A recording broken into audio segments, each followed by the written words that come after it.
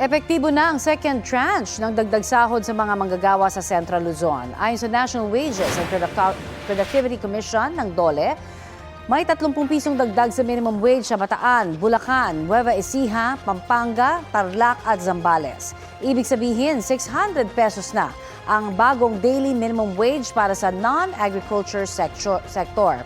570 pesos sa agriculture sector at 590 pesos para sa retail service sector. 30 piso rin ang dagdag sa sahod ng non-agriculture at agriculture sector sa Aurora na pumapatak na nasa 560 pesos at 545 pesos. 40 pisong increase naman para sa retail service. Kaya 515 pesos na ang bagong daily minimum wage sa nasabing sektor.